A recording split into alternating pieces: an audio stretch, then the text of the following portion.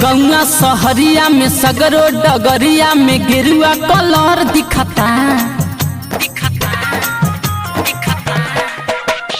गौआ नगरिया में सगरो सहरिया में गेरुआ कलर दिखता। चौक चौराहा पर सबका दुआरा पर बाबा के नारा गुजता है।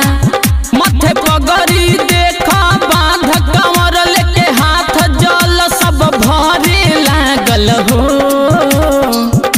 देवघर नगरिया गह गह कहरे लागल हो। भाई शिवजी पर जल देखा चढ़े लागल हो। भाई देवघर नगरिया गह गह कहरे लागल हो। भैया शिवजी पर जल देखा चढ़े लागल हो।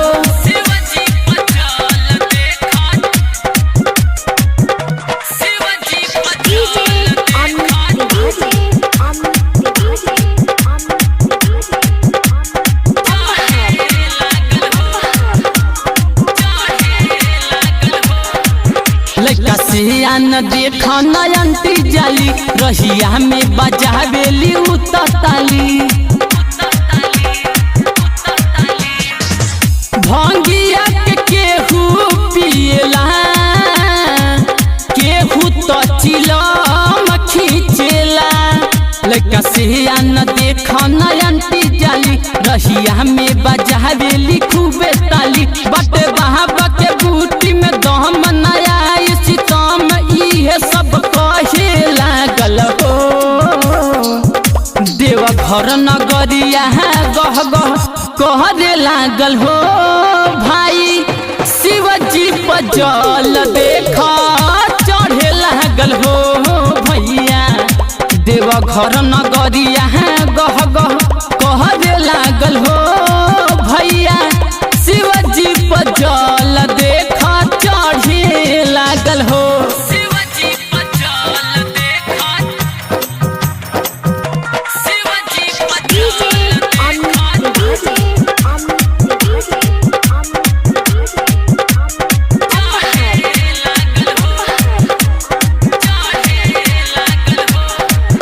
अले धरती पर बाबा कैलाश छोड़ के बाले देवता लो लाइन में हाथ जोड़ के।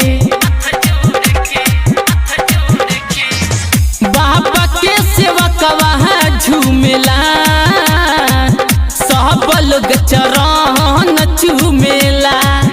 अले धरती पर बाबा कैलाश छोड़ के बाले देवता लो लाइन में हाथ जोड़ के। अजलाल भजन गावे अमित अनिल झूमे लागल हो। देवघर नगरिया गह गह कहरे लागल हो। भैया शिवजी पर जल देखा चढ़े लागल हो। भैया देवघर नगरिया गह गह कहरे लागल हो। भाई शिवजी पर जल देखा चढ़े लागल हो। गौआ सहरिया में सगरो डगरिया में गेरुआ कलर दिखता है। चौक चौराहा पर सबका दुआरा पर बाबा के नारा गुजता है।